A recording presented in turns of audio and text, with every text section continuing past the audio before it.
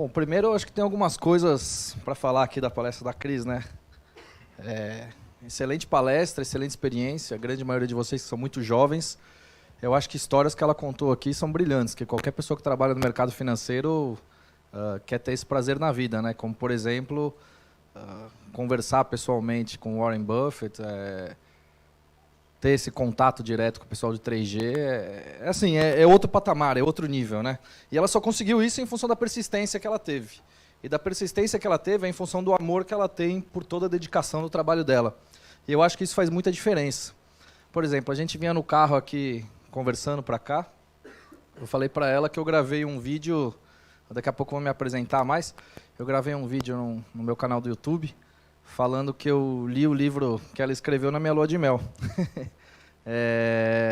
Ela falou que a minha esposa queria me matar, outras pessoas deram risada, mas é o amor que a gente tem por fazer por algumas coisas, né? Eu acho que quando você gosta muito disso, pode parecer um pouco besta, mas você só consegue se dar bem na sua profissão se você realmente gostar daquilo que você faz. Isso faz muita diferença. Eu conheço muita gente no mercado financeiro que só trabalha por dinheiro. São pessoas que ganham dinheiro, mas são infelizes em grande parte do dia. Passam 12, 14 horas dentro de um escritório, chega no final de semana, torra tudo num shopping, enfim, numa viagem supérflua, mas é a vida de cada um. Mas eu acho que quando você realmente está feliz, quando você gosta daquilo ali, você vai atrás, você vai buscar a sua felicidade dentro desse trabalho. Eu acho que isso é importante como uma sugestão, uma dica que eu dou para vocês, a grande maioria aqui é muito jovem ainda, quando eu estava na mesma posição de vocês, não faz muito tempo, só uns 15 anos atrás, talvez, eu também não tinha muito interesse por essas coisas de trabalho, de mercado, eu tinha outra cabeça, eu acho que a gente amadurece muito com o tempo, mas eu acho que pegando experiências como essa da Cris, sem dúvida, isso acaba modificando muito a nossa cabeça. Bom, para me apresentar um pouco, então, sou Roberto Indec, eu sou analista-chefe da Rico Investimentos, não sei para quem de vocês conhece a Rico hoje, mas nos últimos 3, 4 meses eu acho que fica cada vez mais conhecida, né? No mês passado a gente abriu aí quase 60 mil contas, esse mês também a perspectiva é essa. A Rico existe desde 2011, desde 24 de junho de 2011, eu estou lá desde essa data. Eu entrei um pouquinho antes, entrei em abril de 2011 e sigo lá, né? Eu acho que a Rico está cada vez mais conhecida no mercado por ser uma plataforma digital de investimentos. Eu acho que como algumas outras, as nossas concorrentes também vem crescendo bastante ao longo dos últimos anos. E a Rico, nos últimos 2 meses, fez muita propaganda na internet, no YouTube, com o Neymar, com o Evaristo Costa, com o Whindersson Nunes, enfim. Então está atingindo todo tipo de público, por isso que cada vez mais a gente fica conhecido nesse mercado. Além dessa parte de análise fundamentalista, que eu vou entrar um pouco mais para frente em cima disso, que é muito a parte de leitura, de dedicação, de conhecimento, de análise de cenário, de recomendação de investimento, eu também sou responsável pela área de análise técnica do Grupo XP. O Grupo XP hoje compõe a XP Investimentos, a Rico Investimentos e a Clear Corretora. Ainda tem a Infomoney também e outras empresas, mas as 3 principais de investimentos são essas. E dentro de uma área de análise técnica, hoje a gente tem 13 analistas. E alguém de vocês já entrou numa sala de trading aqui dessas 3 marcas que eu falei agora? Uma pessoa. É legal, 2 pessoas. É legal isso porque vocês acabam vendo mais ou menos como é o funcionamento do mercado financeiro no varejo também, né? Hoje você tem, que nem eu disse, são 13 analistas, cada um tem a sua sala de investimentos. A maioria fica das 9 da manhã, antes ficava até as 5 da tarde, eu entrei lá e modifiquei um pouco esse sistema de trabalho. É muito cansativo, muito desgastante, a maioria deles trabalha meio período, que eu chamo de 4 horas por dia, dentro dessa sala de investimento. Obrigado. E eles ficam lá dando compra, venda, compra, venda, compra, venda, compra, venda, passam 10 mil pessoas por dia nessas salas de investimento que a gente costuma falar de salas de trading. Tá? Então são analistas profissionais, eles são pagos para isso, tem toda a questão de meritocracia, tem a questão de qualidade, tem a questão de hora de trabalho, de dedicação. Então para quem quiser visitar depois, fica o convite, não custa nada, não paga nada, mas para ver um pouco mais do movimento do mercado financeiro. Também escrevo e participo de alguns programas na Infomoney e agora também mais recentemente na Gazeta do Povo, o Jornal do Paraná que mudou o seu mindset também, eles não têm mais a parte impressa, eles só têm a parte online e tem feito um trabalho muito legal. E também tem os meus canais aí no Radar do Dinheiro, no Facebook, no YouTube, para quem quiser seguir depois conhecer um pouco mais do nosso trabalho, também fica à vontade.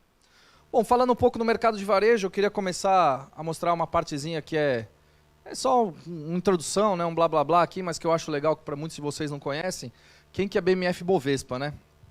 Eu, inclusive, a BMF surgiu aqui em 86, a Bovespa surgiu lá atrás, surgiu em 1890, mas o índice Bovespa, que é o principal índice da Bolsa Brasileira, hoje é composta por cerca de 60 empresas e a cada 4 meses é modificado esse índice, do qual cada empresa ela tem um peso dentro desse índice, por isso que vocês veem no Jornal Nacional, vocês veem em outros canais, enfim, Ibovespa sobe 0,38% no dia. O que significa esse 0,38%? Basicamente é uma métrica que você pega o peso de cada ativo, você insere dentro de uma caixinha, cada ativo tem um peso e ele julga aí no final do dia esse parâmetro, tá? Então, só que o índice Bovespa começou a ser negociado em 1º de janeiro de 1968, e aí nós tivemos aqui o início das atividades na BMF em 86, aqui a desmutualização e o IPO da Bovespa e da BMF. É importante isso, eu trabalhei lá como estagiário na BMF antes da desmutualização, era uma empresa totalmente diferente do que é hoje. Hoje tem muito mais essa questão de meritocracia também, de qualidade de trabalho, é super importante e a empresa vem crescendo muito. E em março de 2017 foi aprovada a fusão para a criação da B3, a fusão do acordo aqui da BMF Bovespa com a CETIP, né? Então na BMF Bovespa você negocia ativos no mercado à vista e no mercado futuro, e no mercado da CETIP você negocia títulos privados, tá? Então hoje é praticamente um monopólio do que a gente tem, dificilmente a gente vai ver alguém entrar tão cedo nesse mercado, então com certeza vocês vão conhecer cada vez mais a empresa chamada B3. Para vocês terem ideia, esse aqui é um gráfico de volume de negociação no segmento Bovespa, né? Então, olha só o crescimento de volume de negociação, 1,2 bi em 2004, ele vem crescendo, especialmente em épocas de muita oscilação no mercado, muito nervosismo, como por exemplo aqui em 2014 nós tivemos o período eleitoral, 2017 aqui nós tivemos principalmente uma série de eventos, mas principalmente o Joesley Day aqui, que vocês devem conhecer um pouco mais, aquelas delações não, né? Aquela notícia divulgada lá no Jornal Nacional, que começou a trazer muito movimento para a Bolsa. Aqui em 2018, cresceu muito o volume de negociação, por uma série de razões, mas principalmente pelo cenário eleitoral, pelas perspectivas do cenário eleitoral e pelos eventos que vem acontecendo no mercado externo. E aqui é mês a mês. Então vocês podem olhar que tem meses aqui, por exemplo, maio de 2017, que foi aquela questão do Joesley, teve 9,6 bi de volume de negociação, né? E aí a gente vem crescendo ao longo desse ano. Fevereiro, realmente nós tivemos uma grande novidade aqui, que foi o julgamento do ex-presidente Lula lá no TRF em Porto Alegre, então isso aqui trouxe um pouco mais de volume para o mercado, e agora cada vez mais que se aproximar o cenário eleitoral, a gente vai ver mais volume sendo negociado. A participação dos investidores, né? A gente pode ver que antes a gente tinha uma média dos investidores estrangeiros nos últimos anos, tendo uma média de 50% na participação no volume negociado na Bolsa. Mas isso aí tem diminuído um pouco, e pessoas físicas que dizem que está sempre na contramão, né? A gente vê que nesses últimos anos elas vêm mantendo uma participação aí próxima dos 17%, 18%, isso aí que a gente acompanha no dia a dia. Para vocês terem uma ideia, a evolução de CPFs hoje na Bolsa, olha só, isso aqui é um número ridículo, tá? Considerando o que a gente tem, por exemplo, de investidores em Bolsa de Valores dos Estados Unidos, que cerca de 30% da população lá investe em Bolsa, isso aqui no Brasil eu acho que é um número absolutamente ridículo. A gente está no nosso recorde agora, considerado lá o all-time high, são 715 mil CPFs cadastrados na Bolsa. Quantos de vocês aqui já compraram uma ação, por favor? A gente vê que é completamente fora do comum, fora do normal que a gente está vendo aqui. Mais de 15, 20 pessoas dentro de, não sei, talvez 70, 80, mas é muito difícil isso. Infelizmente, eu acho que esse é um número extremamente baixo e que tende a aumentar consideravelmente, mas isso só vai acontecer por duas situações. Primeiro, uma questão cultura, que eu acho que é um processo que ainda vai demorar um pouco mais. Claro que essa questão da internet eu acho que vem ajudando bastante as pessoas terem um pouco mais de informação. E a outra questão também é se a taxa de juros do nosso país se mantiver nesse patamar de 6,5%, como está hoje a Selic ao ano. Né? Se a gente considerar que no final de 2015 a taxa de juros era 14,25%, por que eu, Roberto, ou qualquer um de vocês vai colocar dinheiro numa ação para ganhar o quê? 2, 3 vezes aí você tem que considerar a relação risco-retorno, o custo de oportunidade que você vai ter também para investimentos em renda fixa. Né? Antes da Dilma sair, a gente tinha títulos do Tesouro pré-fixado pagando 16% ao ano. Porra, 16% ao ano, em 6 anos eu dobro meu capital, 6 anos eu dobro meu capital com um risco extremamente baixo. Quem é o retardado que vai tirar dinheiro do bolso para colocar para investir em ações? Praticamente ninguém. Né? Então eu acho que isso é extremamente importante, ter esse movimento de continuidade na taxa de juros do nosso país. E claro, isso vai depender muito do cenário eleitoral que eu vou falar daqui a pouco. Já esse aqui são os investidores nos títulos do Tesouro Direto. Né? Isso aqui eu peguei bastante atualizado, peguei hoje para ver se eles conseguiam divulgar. Isso aqui é um pouco mais atrasado, tá? Tem uns 2 meses mais ou menos de atraso. Mas olha só, a gente teve aí, no final do mês de julho, 2.400.000 pessoas com CPFs cadastrados nos títulos do Tesouro Direto. Pô, quantas milhões de pessoas investem na poupança? Por que a gente só tem um número ridículo desse também? Quer dizer, de novo, eu acho que é um processo transformacional, eu acho que é um processo cultural com o Brasil, que eu acho que a gente vai ver isso um pouco mais para frente. E a gente pode ver que muitos jovens hoje já investem nos títulos do Tesouro Direto. Né? A gente considerando aí, no total são 14%, de 16 a 25 anos, mas a gente vê que no mês passado foi um número bastante considerável. Enfim, o que eu acho, o que eu vejo? Que, de novo, eu acho que isso vai acontecer, é um processo aí que já está acontecendo. Falando um pouco sobre o mercado institucional e o mercado de varejo, né, eu sei que está um pouco ruim para alguns lerem, mas isso aqui, a gente pega, o meu trabalho hoje, basicamente, é pegar um relatório de análise de um banco gringo, por exemplo, que é o que a gente considera de mercado internacional, e traduzir para o mercado de varejo. Né, a gente vê que tem uma série de itens aqui, uma série de palavras, que é muito difícil e muito inacessível para o investidor de varejo entender isso. Então, o nosso trabalho, basicamente, é você escrever, isso aqui é uma recomendação de um banco, isso aqui é uma recomendação, por exemplo, da carteira da Rico. Por quê? Porque a gente tem que ser muito mais conciso, muito mais objetivo, falar de uma forma simples, clara, tentar traduzir para a população que não faz a menor ideia, por exemplo, o que é um EBITDA, um EBITDA, como queira cada um, e passar quais são as nossas recomendações. Tá? Então é importante que a gente coloque isso aqui para vocês também, do trabalho que tem sido feito para cada vez mais a gente ter esse processo gradual no número de investidores pessoas físicas. Outra diferenciação é, você pega gráficos como esses aqui, por exemplo, são dados que os investidores institucionais eles fazem, que eu acho estudos extremamente interessantes, mas, de novo, a gente precisa passar isso aqui para o investidor de varejo. Como é que a gente passa hoje? Principalmente pensando em escala. O investidor institucional, ele trabalha para 10, 15, 20, 50 clientes. A gente trabalha para milhões de clientes. Né? Então, esse aqui é o canal do YouTube da Rico.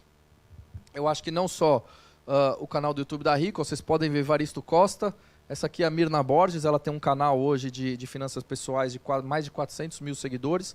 Se eu não me engano, é o 3º maior canal de finanças pessoais do Brasil. Esse aqui é o Thiago Nigro, que tem o canal Primo Rico, e tem o 2º maior canal de finanças pessoais do Brasil. E aqui são todos os canais que eu basicamente sigo, porque grande parte dos analistas da minha área de análise técnica eles estão aqui inseridos. Então, a gente vem fazendo esse trabalho um pouco forte em termos de mídias sociais, em termos de redes sociais, só de um ano para cá. Né? Isso não era muito visto desse tempo para cá. Hoje, se você for pensar, então, nesse mercado de varejo, como é que a gente tem acesso aos dados? Através das plataformas digitais de investimentos. Eu acho que você tem a XP, tem a Rico, tem a Clear e tem outros tantos concorrentes que vêm ganhando um pouco mais de espaço ao longo desses últimos meses. Mas, como eu disse para vocês, eu comecei em 2011, 12, 13 foram 3 anos muito difíceis. Né? A gente praticamente não ganhava dinheiro, a gente não conseguia crescer. Eram movimentos difíceis, e aí em 2014 eu acho que a gente começou a decolar, não só nós, como muitas das outras empresas que estão nesse mercado também. Então faz pouco tempo, faz só 5 anos, e mesmo assim, se a gente voltar aqui, todos esses canais aqui dos analistas do qual eu sou responsável, a gente já tem quase 1 milhão de seguidores. Então, trabalhando nesses últimos 12 meses e vendo que esse mercado só cresce há cerca de 5 anos, eu acho que é um trabalho bastante interessante. Hoje vocês têm acessos também a muitos dados em YouTube, de canais de finanças pessoais, YouTube de analistas, YouTube de instituições financeiras, blogs. Vocês podem trabalhar através de simuladores de investimento, principalmente no site do Tesouro Nacional, Facebook, Twitter, tem sites de comparativos de fundos. Tudo é acessível. Tudo que vocês precisarem é acessível para vocês trabalharem da forma como vocês quiserem. Outro dia um menino me mandou uma mensagem no Facebook me pedindo informações sobre uma certa empresa que a gente poderia fazer cobertura. Eu falei, olha, entra no site de relações com investidores dessa empresa, com certeza você vai achar tudo que você tem que achar. Se você não achar, você liga para a empresa, provavelmente eles vão passar essas informações para vocês. Por que eu falo isso? Porque as empresas hoje, por uma questão de governança, que governança transmite transparência, elas têm que passar aos acionistas todas as informações necessárias. Então, se não tiver para você fazer um simples trabalho de colégio ou de faculdade, você já vê que a empresa não, teoricamente, pode não ser um bom investimento. Não é verdade? Então, eu acho que isso é importante para a gente trazer para vocês que hoje, tudo que vocês quiserem, praticamente, vocês têm acesso pela internet. Falando um pouco do perfil do investidor, né? Eu sempre costumo falar que para você realizar qualquer tipo de investimento, você tem que hoje pensar em 3 pilares básicos: perfil, prazo e objetivo. Qual que é seu perfil? Se você tem um perfil conservador, se você tem um perfil moderado ou se você tem um perfil agressivo. Prazo de investimento: se você olha o seu dinheiro para o curto prazo, para o médio prazo ou para o longo prazo. E qual que é o objetivo do seu investimento? Se você quer ganhar dinheiro, por exemplo, para comprar um carro, comprar uma casa, guardar para quando seus filhos nascerem, ou para a faculdade, ou para a sua aposentadoria. Enfim, por que eu estou falando isso, que é importante você estabelecer esses 3 pilares antes de realizar qualquer investimento, qualquer um deles? Porque 95% das pessoas que chegam até mim falam, Roberto, estou perdendo dinheiro com isso, com aquilo, e agora o que eu faço? A questão é, nós analistas de investimento, nós não somos salvadores da pátria. Né? A gente também não quer que o público em geral tenha uma noção exata, ou sejam experts, ou tenham características de pessoas que vão trabalhar profissionalmente nesse mercado. Mas que é muito importante que elas tenham ciência básica de onde elas estão botando o dinheiro delas, de onde elas estão investindo o dinheiro delas. Né? Então isso é sempre importante, porque se você for pensar no longo prazo, juros compostos faz muita diferença no bolso de qualquer um de vocês. Questionamento simples.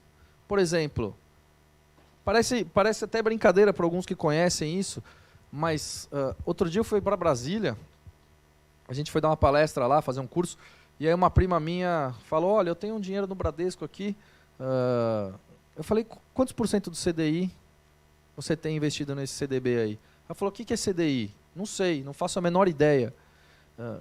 Aí eu falei, não, dá uma olhada, liga lá no seu gerente e vê quantos por cento do CDI paga nesse seu CDB.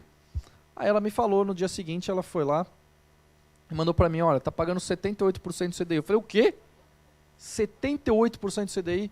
Hoje aqui na Rico, por exemplo, a gente oferece CDBs de liquidez diária de 100% do CDI. A gente oferece CDBs para 2 anos, 3 anos, pagando 100%, 120% do CDI. Quer dizer, as pessoas elas trabalham 8 horas por dia, no mínimo, em geral, 40 horas por semana e 160 horas por mês. Mas não dedicam 1 hora do mês, para estudar sobre suas finanças pessoais. Finanças básicas. Isso é muito ruim se você for pensar especialmente a longo prazo. Por isso que grande parte das pessoas não consegue ganhar dinheiro, porque não se interessam por seus investimentos. Outra amiga minha, ela foi mandada embora de uma grande empresa na época da crise. Ela falou assim, olha, eu tenho 90 mil reais aqui, investe para mim. Eu falei, não, como assim? Não é eu invisto para você. Nem se eu morrer amanhã, eu saio aqui na rua, sou atropelado e, pô, morri. Como é que você vai fazer com o seu dinheiro? Você não sabe onde o seu dinheiro está, o que é para fazer, como que funciona. Então, cada um de vocês tem objetivos diferentes, tem necessidades diferentes no dia a dia. Não adianta eu chegar no meu bancão lá, você vai chegar no bancão lá, o gerente vai te oferecer o quê? Uma previdência privada. Para você, previdência privada. Para você, previdência. Para você, previdência. Para você, previdência. Não, não é assim.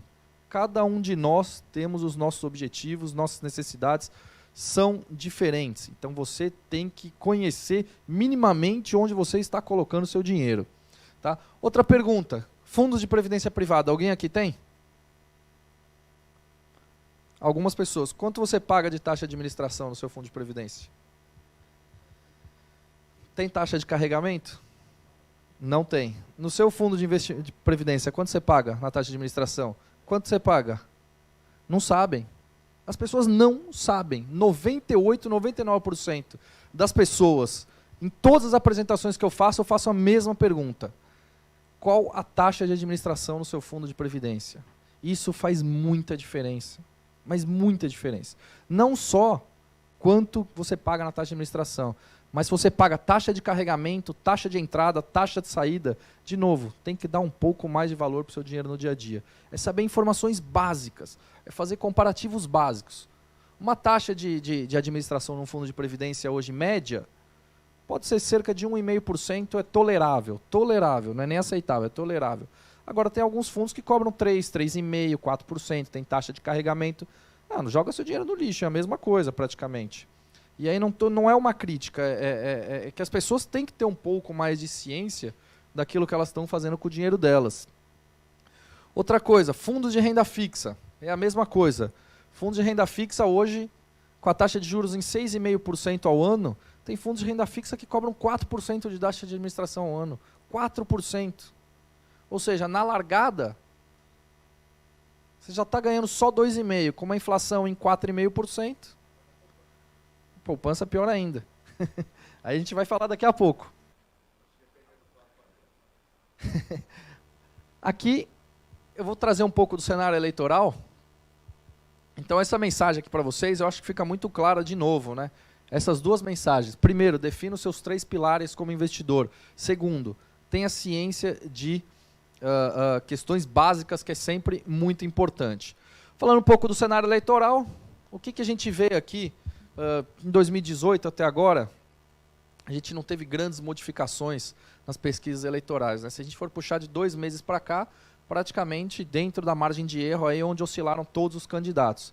Mas como é que foi isso em 2014? Por que eu tenho que trazer para 2014? Para mostrar que tem algumas questões diferentes, né?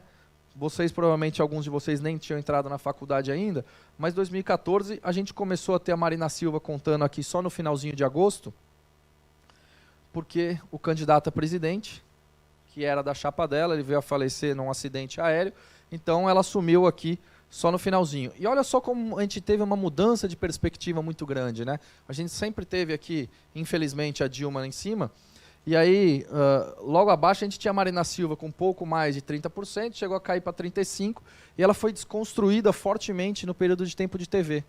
Né? No tempo de TV eleitoral, algumas chapas batiam na chapa da Marina, dizendo que quem votasse nela ia morrer de fome, tirava a comida do prato, batia na autonomia do Banco Central também, que naquela época era uma coisa péssima, que na realidade não é.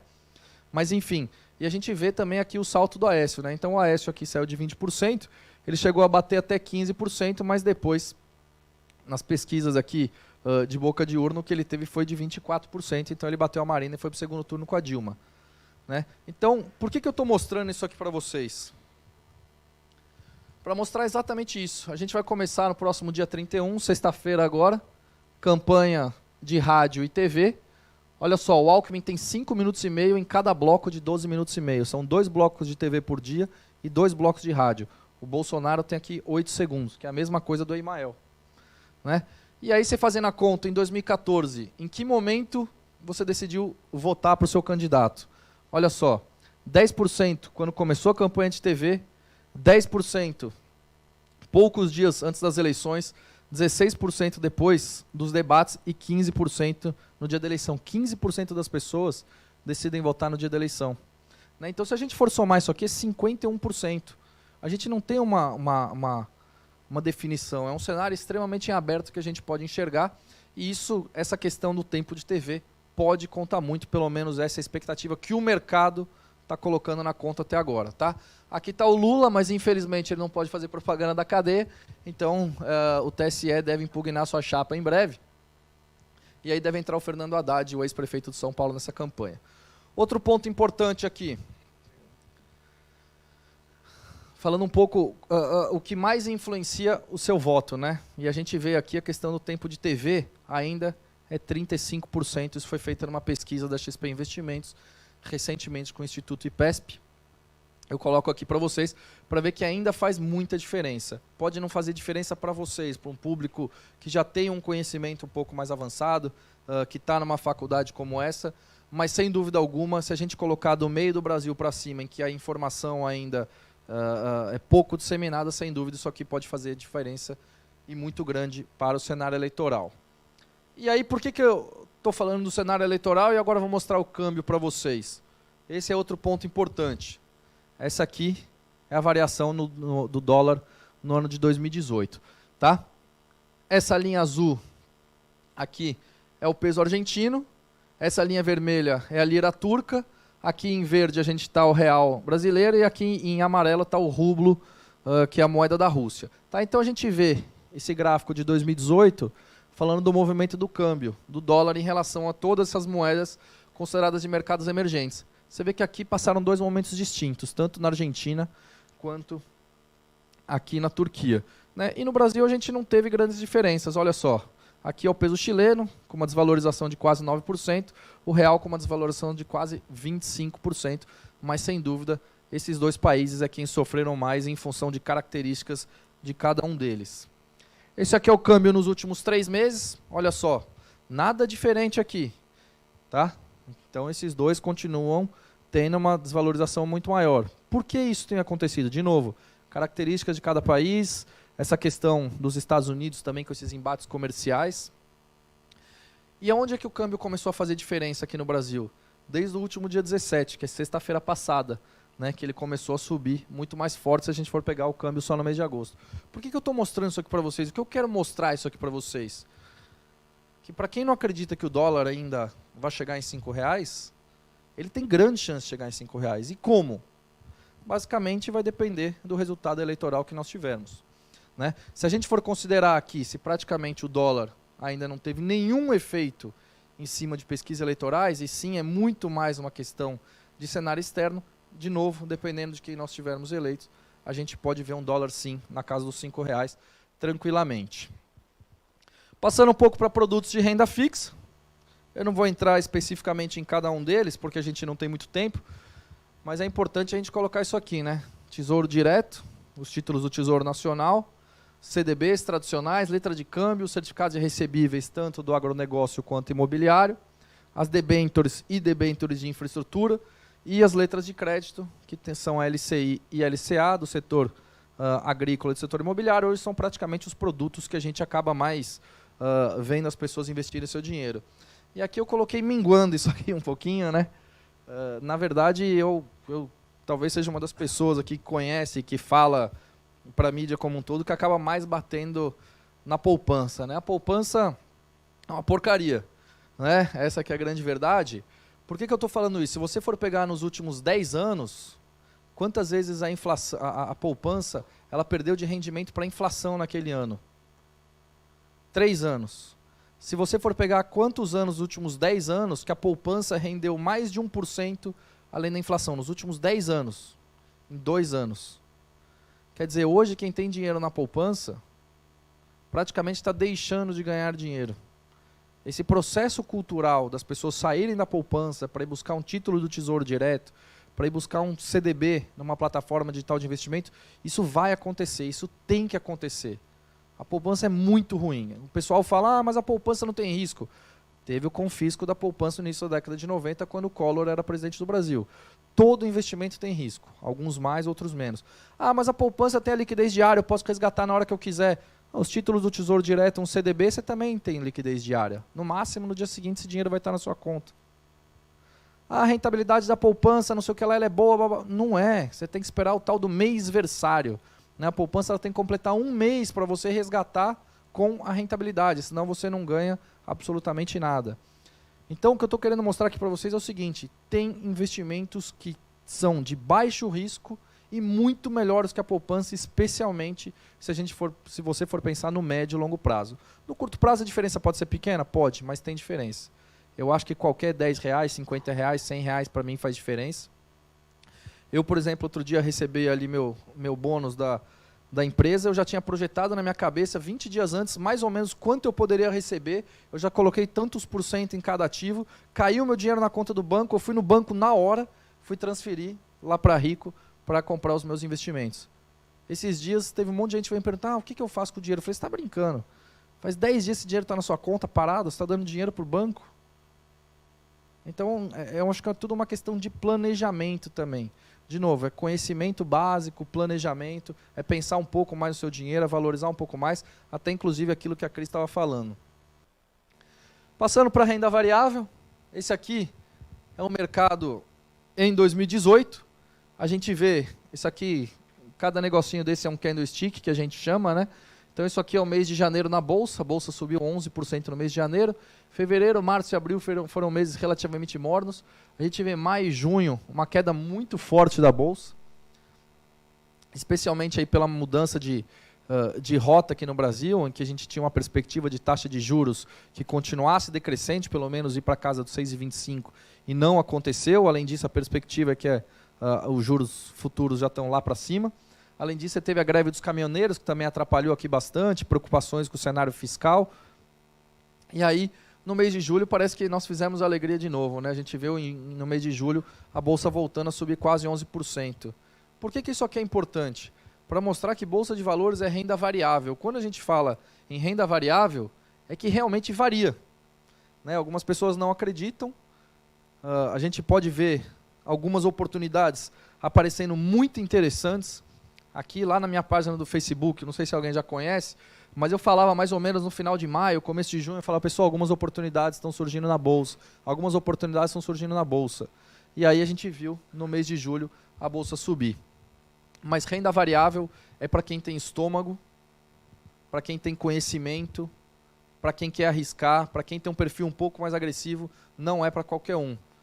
Eu, praticamente todas as semanas, todas as apresentações que a gente faz, eu lembro de uma cliente me ligando, na época de OGX caindo, ela era do interior de São Paulo também, ela me ligava todos os dias chorando copiosamente, falando, pô, estou perdendo dinheiro no OGX, o que eu faço, o que eu faço? É aquilo que eu falei para vocês. Muitas vezes as pessoas investem porque o primo do tio, do amigo, do avô falou para investir não sei aonde, você foi na dessa pessoa, resolveu entrar naquilo que não é não só do seu perfil, como também do seu conhecimento básico. Então é importante ter ciência disso. Olha só, a Bolsa de Nova York chegou ao mais longo bull market da história, né? Na semana passada. O que é esse bull market? É uma tendência de alta do mercado. Eles completaram aí, na última quarta-feira, 3.453 dias, superando um recorde anterior da década ali de 90 e de 2000. Se vocês forem ver, desde o piso pós-crise de 9 de março de 2019, o índice S&P 500, que é onde são listadas as 500 maiores empresas dos Estados Unidos, ele acumulou uma alta de 323%. Então, eu puxei esse gráfico aqui para vocês. Essa linha verde é o índice S&P, esse aqui é o Dow Jones, o laranja. O que é o Dow Jones? É as 30 principais empresas norte-americanas que são listadas na Bolsa. Então, eles andam praticamente juntos. E esse aqui é o Ibovespa. O Ibovespa andou meros 106%. O que eu quero mostrar isso aqui para vocês? Que isso aqui é um reflexo da nossa economia.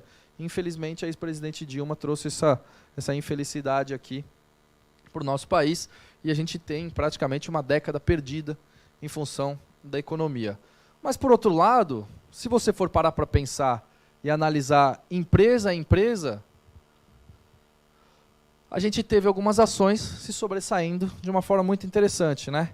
Lojas Renner aqui, ela teve uma valorização de 1.300% nesse mesmo período, a Ambev uma valorização de 700%, e Banco Itaú 345%, enquanto Petrobras caiu 11% nesse mesmo período.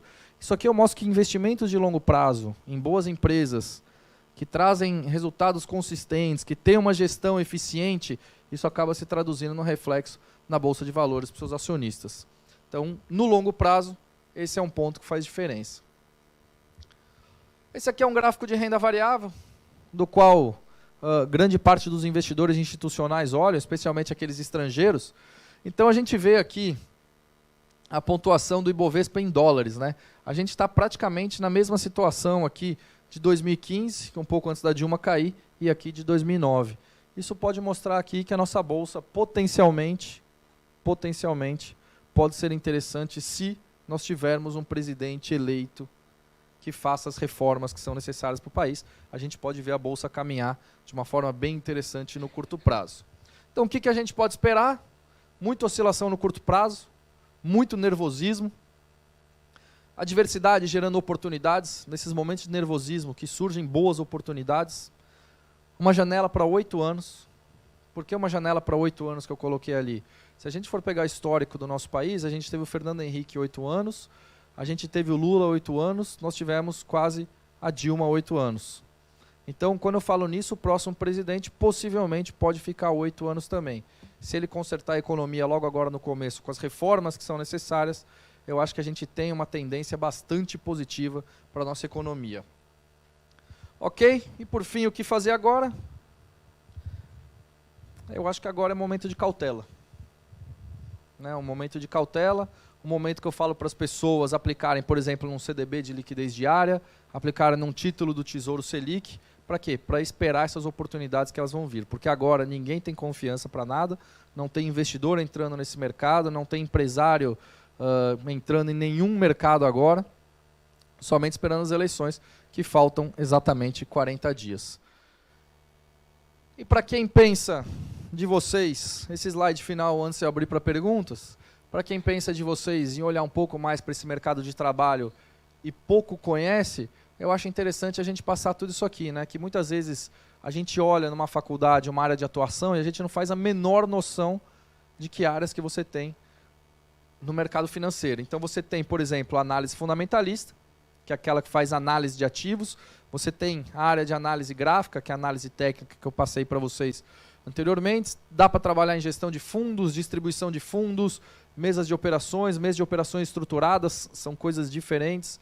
Tem mesas de operações para cliente de varejo e mesa de operações para clientes institucionais. Você tem mesa de aluguel, a área que faz estruturação de renda fixa, distribuição de produtos de renda fixa, atendimento comercial, e o comercial que pode ser dividido para um private, que são clientes um pouco mais elevados. Back-office, compliance, controladoria, IB, que é investment banking, que é quem faz estruturação de dívidas. Distribuição de COI, que agora também está muito na moda no Brasil. Quer dizer, para quem pensa em trabalhar nesse mercado e acha que tem uma área só, não. Hoje a gente tem diversas áreas. Isso eu coloquei aqui só citando para praticamente alunos de economia e administração, fora as outras áreas que você tem também. Tá bom? Então achava importante trazer isso aqui para vocês. Queria agradecer e te deixar aberto para perguntas. Obrigado.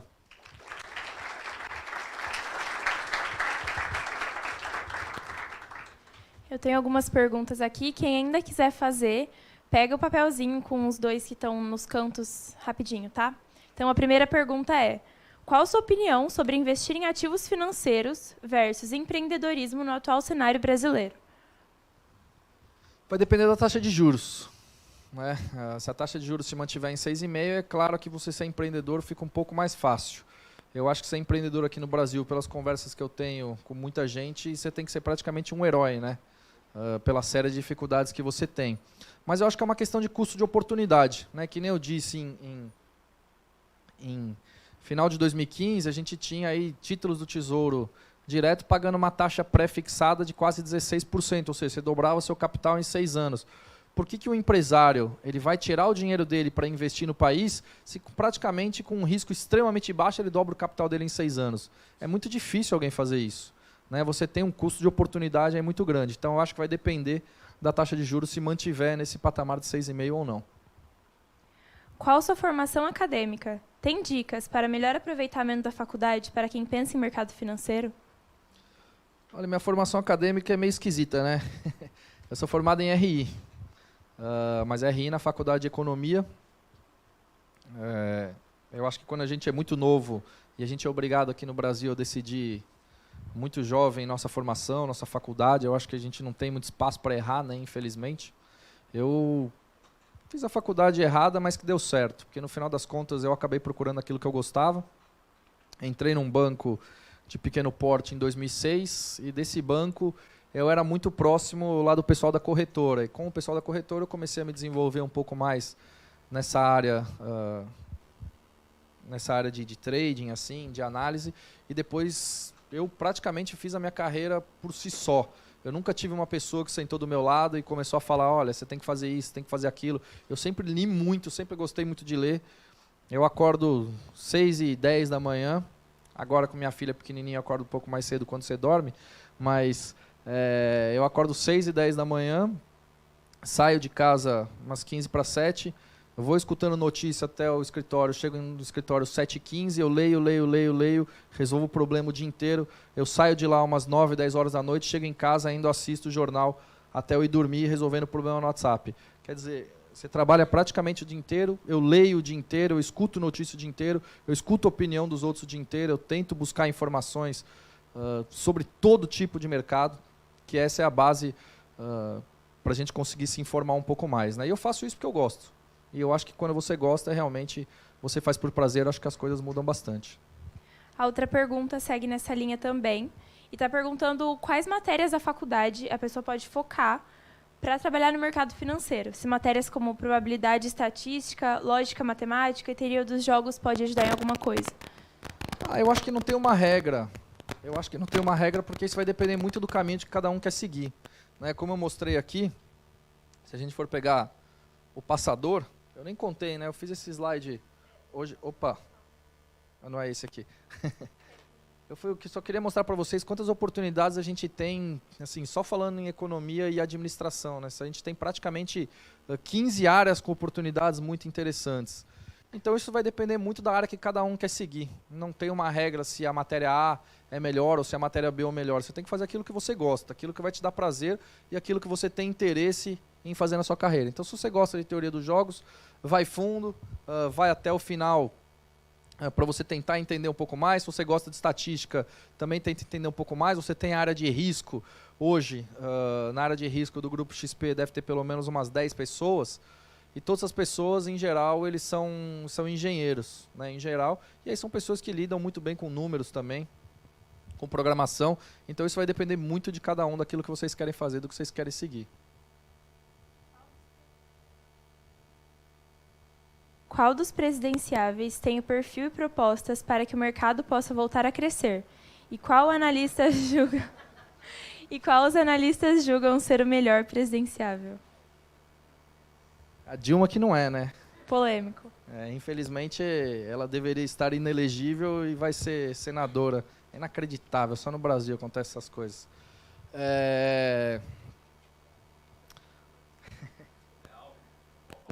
Não, é assim, não é a questão do Alckmin, não é a questão do Ciro, da Marina. É assim, eu acho que o que o mercado olha hoje, de fato, a cobrança muito grande é em função das reformas de ajuste fiscal. O Alckmin, o Amoedo são caras que deixam muito em aberto que, se eles forem eleitos, a primeira coisa que eles vão fazer, ou uma das primeiras coisas que serão feitas, é a reforma da Previdência e dar continuidade nas reformas de ajuste fiscal que são necessárias para o país. Você está na sua casa. Se você ganha 1.000, você não vai gastar 1.500, 2.000 por mês. É praticamente aquilo que o governo faz. Hoje a reforma da Previdência é uma necessidade urgente desse país. A gente vê hoje a quantidade de jovens que nós temos e a quantidade que nós já gastamos com Previdência por ano. Isso é extremamente preocupante, os níveis em que nós estamos. Então, esses dois é o que deixam mais claro essa situação, né? Eu tinha um outro slide ali que eu não coloquei. Todos os presidenciáveis estão de acordo que é necessário realizar uma reforma na Previdência. Alguns têm algum interesse um pouco maior, outros interesse um pouco menor. Mas eu acho que o que deixa mais claro é o Alckmin e o Amoedo, né?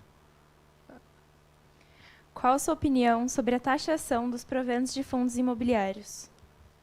Isso é balela, isso é frufru. Na verdade, isso aí a gente já escuta tem pelo menos uns 3, 4 anos, né? Não sei se isso vai acontecer ou não, já se especulou tanto isso. Não sei se há algum lobby muito forte dessa indústria de fundos imobiliários, acredito que não.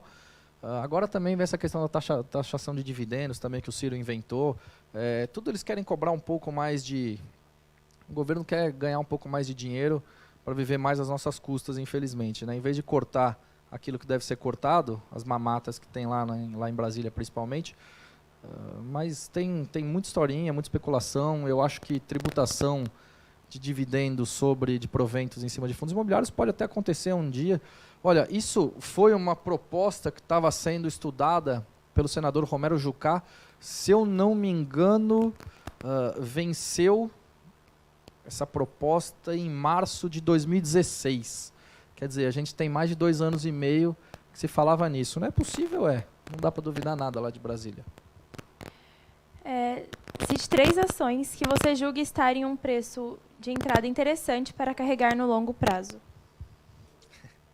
Itaú, Itaú, Itaú. Não é porque comprou a XP, né? Olha, eu acho que tem muitas empresas boas no Brasil, né? As pessoas me perguntam, se você tivesse que investir em uma ação só a longo prazo, por que você investiria? Eu falo, olha, eu investiria nas ações do Itaú, porque é um banco que tem um histórico de gestão brilhante, eficiente, é banco no Brasil, a gente sabe que dá dinheiro, paga dividendos super bem. Para mim não tem essa questão de entrar hoje e esperar daqui 10 anos. Eu acho que quando você pensa no mercado de ações, você tem que entrar aos poucos pensando no longo prazo. Né? Então, por exemplo, hoje o preço da ação pode não estar bom, mas se você for pensar para daqui 2 anos, se essa ação estiver valendo o dobro, você vai se arrepender de não ter comprado. Então, eu acho que o investidor tem que sempre participar do mercado de ações. Tem que sempre ir comprando aos pouquinhos, pensando na sua carteira de longo prazo. Acho que tem outras empresas também maravilhosas em termos de gestão, como Lojas Renner, Lojas Americanas, estatais eu estou fora. Eu acho que estatais é momento, eu acho que dá para ganhar muito dinheiro com ações de estatais, mas acho que é uma questão de timing, de entendimento de mercado, de momento. Na nossa carteira recomendada mensal, a gente colocou ações da Petrobras em julho de 2016 e tirei há cerca de 2 meses atrás. Né? O papel saiu de 10, foi lá para 17. Quer dizer, tem 2 anos a gente pegou uma valorização aí de quase 70%. Eu tirei porque depois da saída do Pedro Parente, que era um cara brilhante, era um dos melhores quadros do que a gente tinha para tocar aquela empresa. Ele foi saído de lá com a explicação de que poderia haver uma nova política no preço dos combustíveis. Até hoje essa política não foi modificada. Né? E quando é que ela vai ser modificada? Se é que ela vai ser modificada? Quer dizer, eu acho que as coisas em estatais elas acabam mudando muito, mas de novo, surgem oportunidades muito interessantes em ações de estatais, para quem olha principalmente o curto prazo. Dependendo do presidente que nós tivermos eleito, quem sabe essas oportunidades podem surgir de novo. Qual a sua opinião sobre mini contratos índice dólar? Para quem tem uma postura muito agressiva é interessante. Né? A gente, que nem eu falei, naquelas salas de ações que a gente tem 13 salas de ações no grupo hoje, praticamente só se negocia mini contratos de dólar índice futuro. Eu acho que isso é pouco conhecido para a grande maioria de vocês, mas eu acho que para quem tem uma postura agressiva, para quem gosta do day trade, né, que são aquelas operações de compra e venda no mesmo dia, eu acho que são oportunidades bastante interessantes, até porque hoje em dia você pode precisar de um capital de no máximo R$25 para começar. Né? Então eu acho que isso mudou muito ao longo do tempo, de 5 anos para cá. Antes você precisava de 3, 4 mil reais, há 4, 5 anos atrás, e hoje, a partir de R$25, você pode entrar nesse mercado. Então, para quem quer começar nesse mercado, de novo, não adianta você pegar esses R$25 e achar que aquilo lá é cassino. Não, entra lá, estuda ou escuta alguns dos analistas, tem pessoas extremamente profissionais hoje nesse mercado, cuidado porque também tem muito 171, mas se vocês entrarem principalmente nessas plataformas digitais de investimento e escutarem algumas dessas pessoas dentro dessas salas credenciadas, dentro de alguns canais do YouTube também, tem algumas pessoas que falam algumas coisas bastante interessantes e podem ter certeza que dentro do Grupo XP tem profissionais altamente qualificados para ajudar vocês com isso. Quais características que um bom analista deve ter? Ser curioso e ler. Ler muito, muito, muito mesmo. Ler, ser curioso. Eu, por exemplo, muitas vezes vou, eu quero olhar um pouco mais ações do Pão de Açúcar, eu vou em apresentações da empresa, eu vou no supermercado, eu vejo se o supermercado está cheio, se não está, eu pergunto para o gerente se a loja está vendendo bem ou não, pergunto para o caixa se está indo muita gente, vejo os preços, vejo as gôndolas, vejo tudo. Outro dia, por exemplo, eu fui numa apresentação no Magazine Luiza, é uma empresa brilhante, que eles vêm fazendo um trabalho digital, né? E aí você tem que estar sempre por dentro também do que aqueles concorrentes estão fazendo. Então é ler muito, ler relatório das empresas, entrar nas áreas nos sites, nas áreas de relações com investidores dessas empresas, ler perspectiva, escutar os presidentes das empresas, escutar os diretores, ler sobre mercado, consumo, confiança, porque uma coisa é a junção da outra. Mas, de novo, ser muito curioso e ler bastante. Este é mais um conteúdo produzido pela Faculdade de Economia, Administração e Contabilidade de Ribeirão Preto, a FEA-RP USP. Veja todos os nossos conteúdos em vídeo em nosso canal do YouTube ou acesse o site media.ferp.usp.br para acompanhar também nosso podcast.